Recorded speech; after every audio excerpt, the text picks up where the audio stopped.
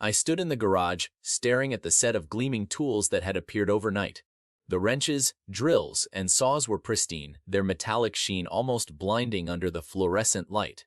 I had never bought anything so luxurious for my projects. My wife's voice echoed in my mind, dismissive and sweet. "Oh, the neighbor lent those to us. He said they'd help with your repairs." The neighbor, Anton, a name that once felt friendly now carried a sharp edge. He was the kind of man who made his presence felt. A broad smile, an easy laugh, and an unending stream of generous gestures. He'd lent us his power washer last spring, helped patch the shed roof in the summer, and now this. I picked up one of the drills, its weight solid in my hand. Something about it unsettled me.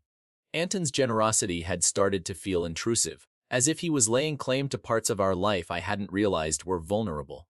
As I replaced the drill, my phone buzzed on the workbench. It was a notification from the home security app. A motion alert. The timestamp showed it was recorded an hour ago.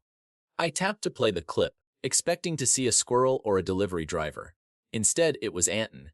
He was in our driveway, casually leaning against his car, speaking to someone just out of frame. A moment later, my wife appeared. She handed him something, a plate, maybe leftovers, and they laughed together. It wasn't the laugh that struck me, though.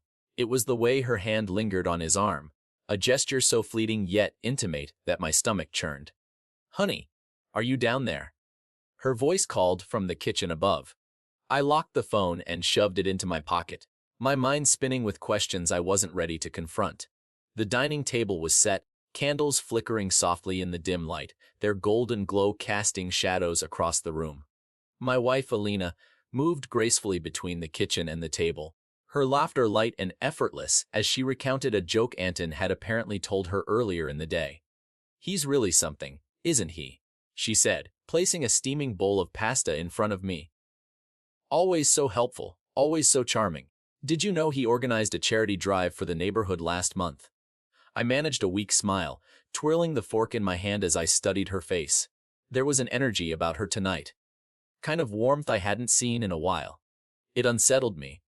"That's nice of him," I replied, keeping my tone neutral. "Seems like you two talk a lot these days." She glanced up, her expression shifting slightly, but she quickly masked it with a dismissive chuckle. "Oh, don't start, Mark. He's just a neighbor. It's not like I have a lot of people to talk to around here." I nodded, though her words left a bitter taste. There it was again. The subtle jab at my long hours at work, the unspoken blame for the widening gap between us. I let it slide, sipping my wine as her phone buzzed on the counter. She didn't move to check it, but my eyes drifted to the screen, where Anton's name glowed bright in the dim light. She must have noticed my glance, because she quickly moved to silence the phone, her movements a little too quick, a little too practiced. "It's nothing," she said lightly, almost too casually. "Just Anton reminding me about the bake sale next weekend." I forced a smile, though my chest tightened with unease. "He's certainly involved in everything, isn't he?" Elena laughed, but it felt forced, like a door slamming shut. "Well, someone has to keep this neighborhood lively. Now eat, before it gets cold."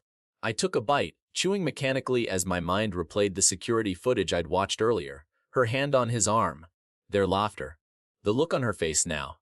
It all gnawed at the edges of my thoughts, pulling me deeper into the pit of suspicion. As the meal went on, her chatter filled the silence, but I barely heard a word. My eyes kept drifting to her phone, still on the counter, still glowing with unseen messages. The next morning, I woke to the faint hum of voices outside. Pulling on a sweatshirt, I peered through the blinds to see Anton in our driveway again, his sleek black car glinting in the sunlight. He was gesturing animatedly, and there she was, Elena, standing just a little too close. She nodded at something he said, her hands clasped in front of her, the way she always did when she was nervous. I stepped outside, the crisp air biting at my skin. "Morning," I called, forcing a casual tone. Elena turned sharply, her expression startled before she quickly recovered. "Mark, you're up early." Anton turned to, his face splitting into a practiced smile. "Hey, Mark, just stopped by to drop off those pruning shears you lent me a while back." I frowned. "I didn't lend you any shears." Elena cut in quickly, her voice too bright. "Oh, they were in the shed. I thought you wouldn't mind. Anton's always doing so much around here. It seemed like a good idea. I nodded slowly, though my gaze didn't leave Anton's face. His smile didn't waver, but something in his eyes flickered, a flash of smugness that made my stomach tighten. "Well, thanks for returning them," I said, my tone flat. "I'll take it from here." Anton handed over the shears with an exaggerated gesture, as if bestowing a great favor. "Of course. Always happy to help. You've got a great setup here, Mark. Lucky guy." He gave Elena a lingering glance that he probably thought I wouldn't notice. But I did. Elena cleared her throat, brushing her hair behind her ear. "I'll get breakfast started," she mumbled, retreating into the house. Anton lingered a moment longer, his smile still in place. "She's a keeper," he said lightly before turning and walking back to his car. I stood there, watching him drive away, my grip tightening on the shears. Something about his tone felt off, like a veiled challenge. My instinct screamed that this wasn't just neighborly goodwill. Inside, I found Elena at the sink, her back to me as she scrubbed a plate with more force than necessary. "So," I said, my voice carefully neutral, "how often do you and Anton chat?" She froze for just a second, a fraction of a second, but it was enough. "Not often," she said, her voice steady. "He's just around a lot. You know how he is." "Yeah," I replied, leaning against the counter. "I do." Her shoulders tensed, and I knew she felt my eyes on her. I could almost hear the gears turning in her head, formulating excuses, deciding how much to reveal. I pushed off the counter and turned to leave, letting the silence linger.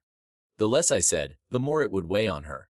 As I climbed the stairs to my office, a thought crystallized in my mind. I needed to dig deeper. That evening, I waited until Elena was asleep before I retrieved her phone from the nightstand. It felt wrong, like crossing some invisible line. But the unease gnawing at me wouldn't let me rest.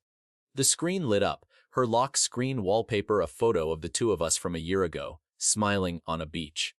The moment felt far away, like it belonged to another life. I didn't know her passcode. My fingers hovered over the screen, trying to recall any numbers she might have used. Our anniversary, her birthday. I tried the latter, and the phone unlocked. My chest tightened as I opened her messaging app, scrolling past mundane exchanges with friends and family. Then I saw Anton's name. The chat was buried under other conversations, but once I opened it, the casual tone of their messages didn't sit right. "Anton, you looked great today. That color suits you." "Elena, thanks, but you're too kind." As always, Anton. Kind. I call it honesty. "Anyway, let me know if you need help with that fence. Happy to swing by." "Elena, I think we'll manage, but I'll keep it in mind. You've done enough already." Nothing explicitly damning, but the undertones were there. Subtle, calculated, and carefully worded. I scrolled further, finding messages that seemed more cryptic. "Anton. Tomorrow, then.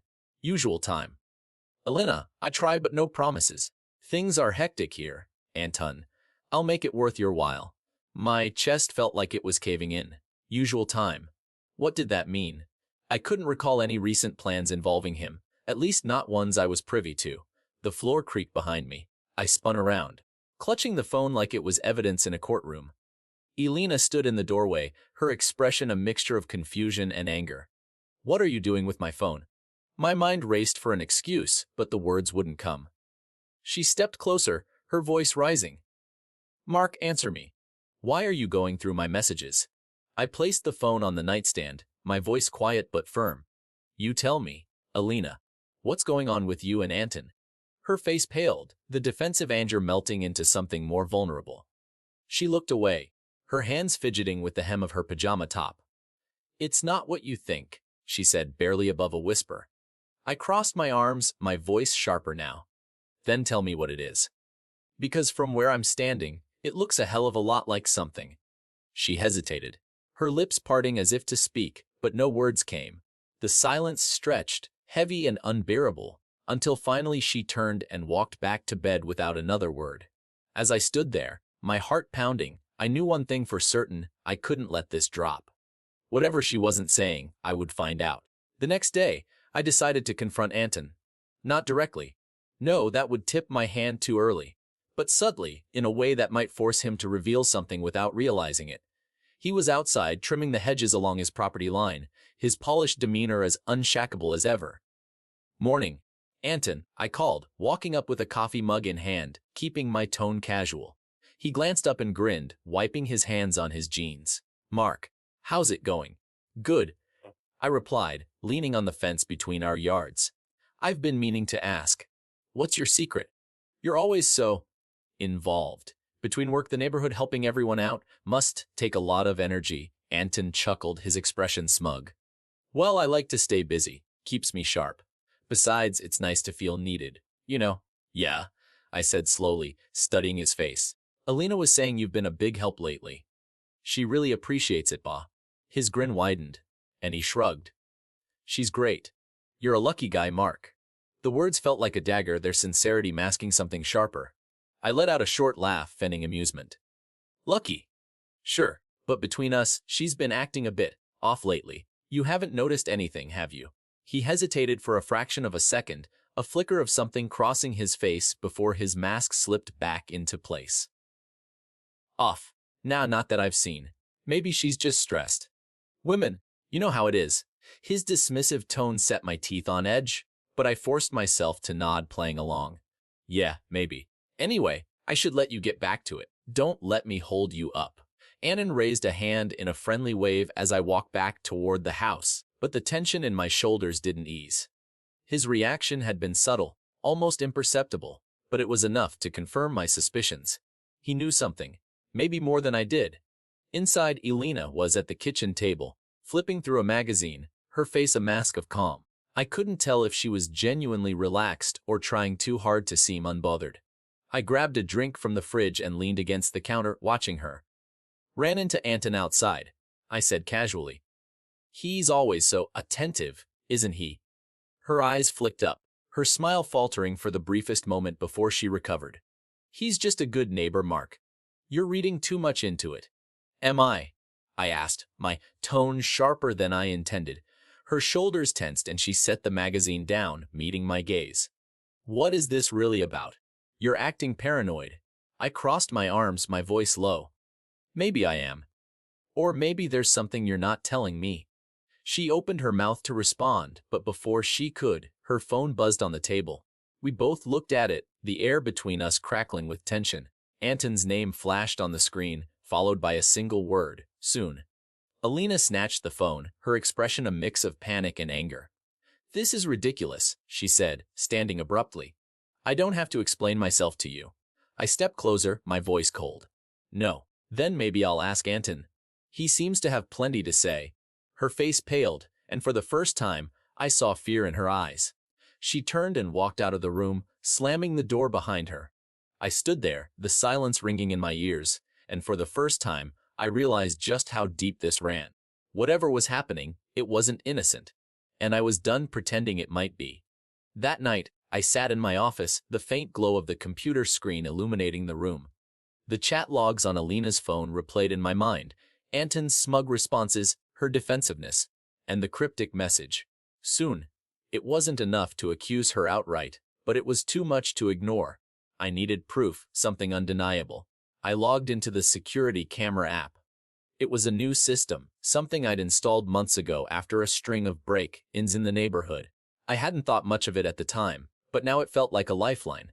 Scrolling through the footage, I focused on the past week, filtering out the mundane delivery drivers, squirrels, and the occasional passing car. Then I saw it. 2 days ago, mid-afternoon.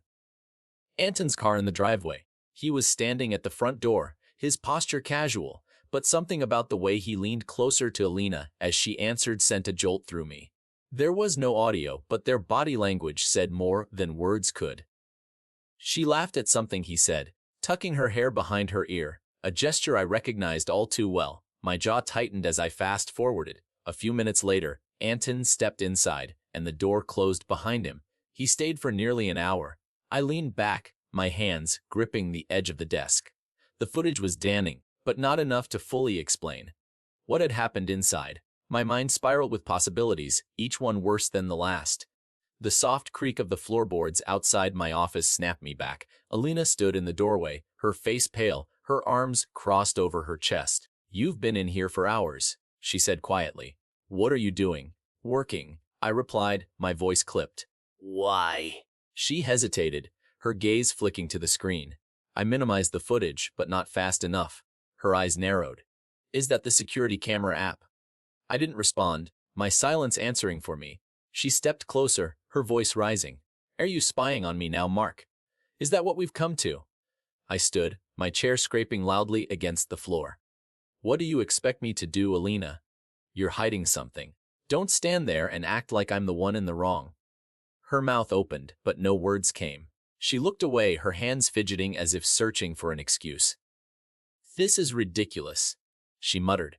I've told you. There's nothing going on. I stepped closer, my voice steady but cold. Then tell me why Anton was here 2 days ago. For an hour. While I wasn't home. Her eyes widened, and for a moment, I thought she might finally confess. But instead, she turned on her heel and stormed out, slamming the door behind her. I stood there, the tension in the room suffocating. She was running out of excuses, and I was running out of patience. Whatever was happening, I would uncover it. One way or another. The next morning, I made a decision. If Alina wasn't going to give me answers, I'd get them myself. After she left for her yoga class, a routine she never missed, I grabbed my keys and headed to Anton's house. His driveway was empty, but I knew better than to assume he wasn't home. Anton had a habit of keeping his flashy car out of sight, as if he enjoyed the illusion of surprise. I rang the doorbell, the chime echoing faintly inside. A moment later, the door opened, and there he was, casual as ever in a pressed polo and tailored jeans. Mark, he said, his face lighting up with mock friendliness. Didn't expect to see you here. Everything okay? Just fine, I replied, stepping forward slightly, forcing him to move back. I figured we should talk.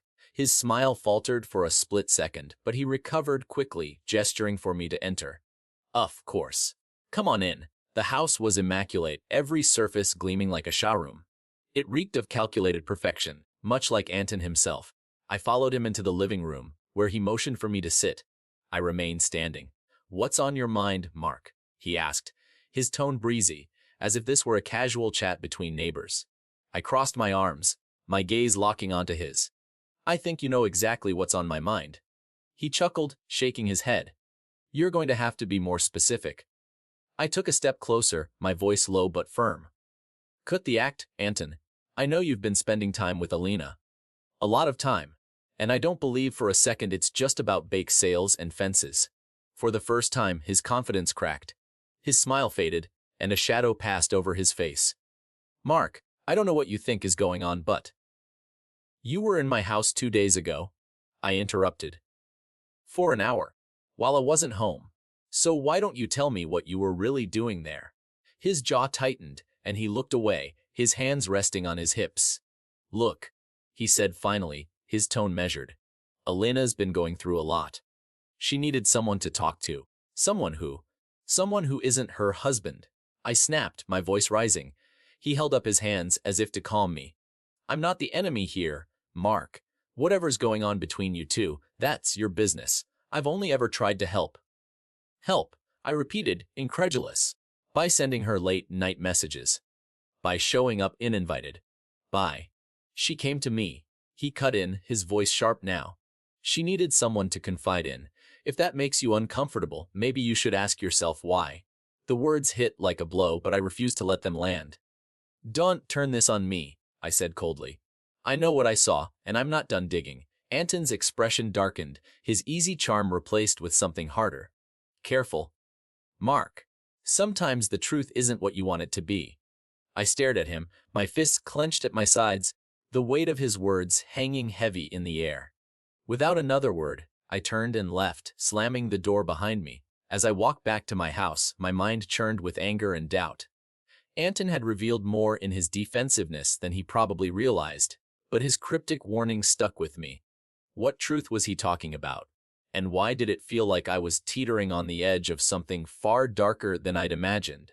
The confrontation with Anton left me simmering with unanswered questions, but it also hardened my resolve. That evening, I decided to revisit the security footage. Focusing on the times I knew Anton had been around, I needed to see if there was anything I'd missed, anything that could tip the scales and give me clarity. It didn't take long. The footage from 2 days ago played out as I remembered: Anton arriving, Alina greeting him at the door, and their laughter before she let him inside. But this time, I noticed something I'd overlooked.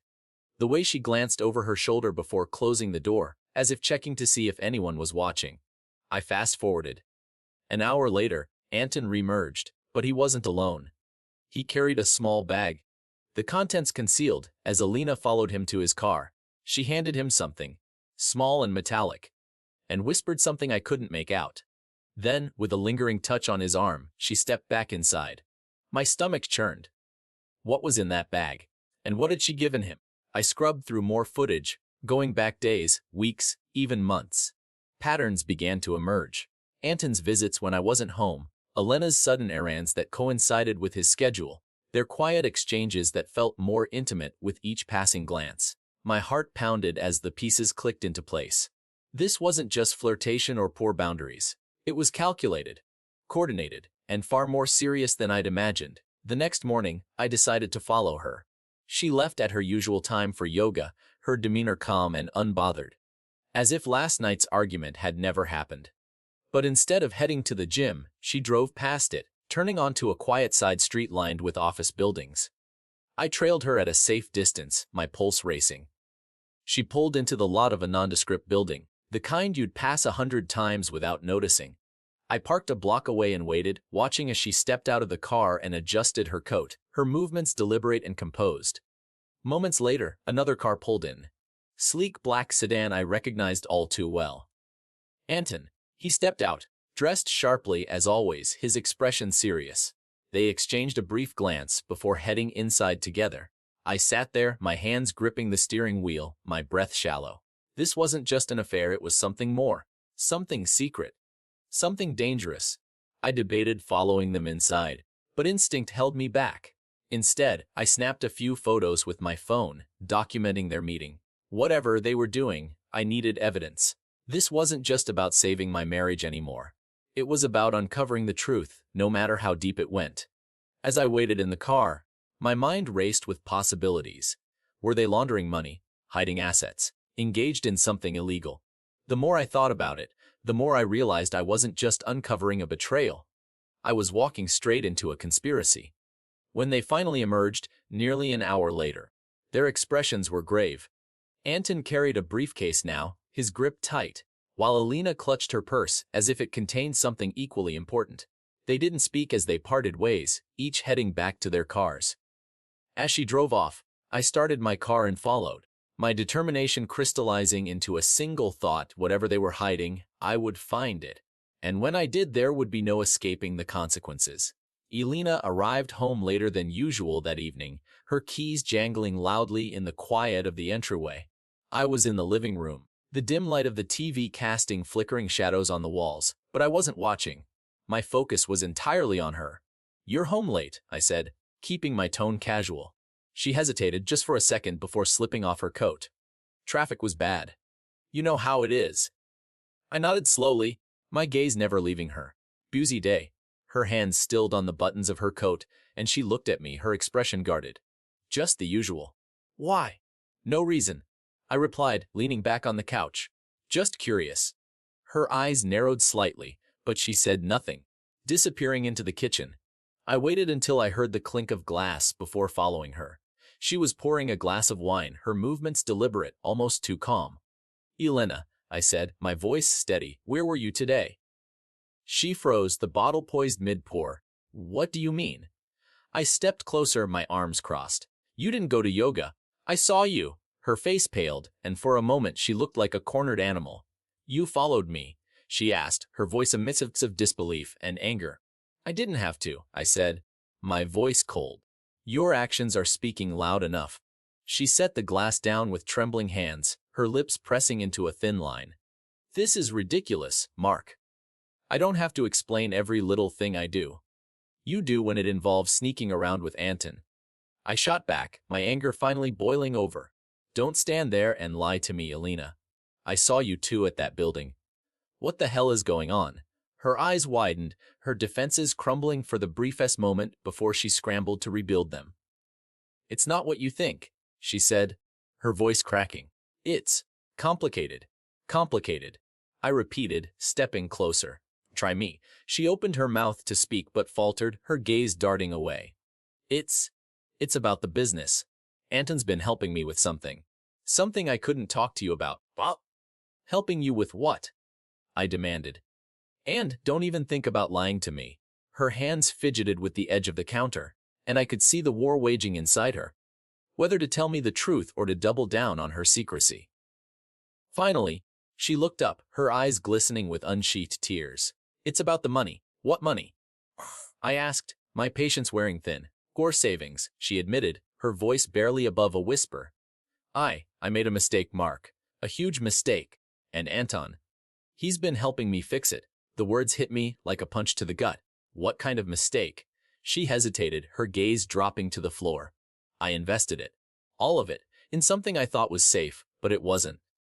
I lost everything. My mind reeled, the weight of her confession crashing down on me. And Anton. What does he have to do with this? He offered to help, she said quickly, as if that made it better. He has connections. Ways to recover some of it. I didn't want to tell you because I was afraid you'd never forgive me. I stared at her, my chest tight with anger and disbelief. So you lied. You snuck around, and you let me believe. I didn't want you to think. She started, her voice breaking, but I held up a hand to silence her. Save it, Elena, I said, my voice low and cold. You didn't just lose our money. You broke my trust. And you brought him into our marriage. You crossed a line. She didn't respond, her tears finally spilling over as she turned away. I stood there, the weight of her betrayal pressing down on me, knowing that whatever came next, nothing would ever be the same. The days that followed felt like living in the aftermath of a storm. The truth Elena had revealed was a wound that wouldn't stop bleeding, and every glance, every shared space between us was filled with tension so thick it was suffocating. I avoided her as much as possible, throwing myself into work and spending long hours in the office. But the questions didn't stop gnawing at me. Why had she trusted Anton? What was he really helping her with? And how much of the story had she actually told me? One evening, as I sat in my office replaying the security footage yet again, I noticed something I hadn't before. It wasn't from 2 days ago or even last week. It was a month old, almost forgotten in the backlog of clips. Elena and Anton stood in our driveway, their conversation heated. He handed her a manila envelope, his face stern, while hers was pale and tear-streaked. She clutched the envelope to her chest, nodding furiously before darting inside. My gut churned. That envelope, where was it now? I searched the house while Elena was out, scoring every drawer, cabinet, and closet until finally, I found it tucked at the back of her wardrobe, hidden beneath a pile of scarves. I hesitated, my hands trembling as I opened it, revealing a stack of documents inside. The first page hit me like a freight train. It was a contract, signed by Elena and Anton, detailing a repayment agreement. She had borrowed an obscene amount of money from him to cover her failed investment, promising to repay with interest. But the terms, they were exploitative, bordering on predatory. Anger surged through me as I flipped through the pages. This wasn't just financial assistance. This was control. He had her in his grip, and she'd been too desperate, too ashamed, to see it. When Elena returned home that night, I was waiting for her in the living room, the envelope sitting on the coffee table between us. Her eyes widened in panic as she saw it, her hands flying to her mouth. Mark, she began, but I cut her off. Don't, I said, my voice cold and sharp. Don't try to explain. I've read enough. Tears welled up in her eyes, but I didn't let them soften me. You didn't just betray me, Elena. You put us in debt to him, to Anton. You let him manipulate you, control you, us. I didn't know what else to do, she whispered, her voice breaking. I was trying to fix it, Mark. I thought. You thought what? I snapped. That he wouldn't take advantage of the situation. That he was just being generous. Open your eyes, Elena. He's been playing you this entire time. She broke down then, sinking to the floor, sobbing into her hands. But I couldn't bring myself to comfort her. The betrayal ran too deep, the damage too severe. That night, I slept in the guest room, staring at the ceiling, the weight of everything pressing down on me. I knew what I had to do next. This wasn't just about fixing our marriage. It was about taking back control of my life, my finances, and the power Anton thought he had. The following day, I met with a lawyer, laying out everything. Anton's manipulative contract, the footage, the messages. By the end of the meeting, I had a plan. Anton's games were over. When I returned home, Alina was waiting for me, her face pale and drawn. "What now?" she asked softly, her voice fragile. I looked at her, the woman I had once trusted with everything, and felt a pang of something I couldn't quite name. Pity, maybe, or grief for what we'd lost. "No," I said quietly. "No, we clean up this mess together, but things are going to change, Elena. Drastically." She nodded, tears spilling over again, but for the first time, there was a flicker of resolve in her eyes. It would take time, if it was even possible, to rebuild what had been shattered. But one thing was certain: Anton's shadow over our lives would end, and we'd fight tooth and nail to take back what was ours. Whatever the cost.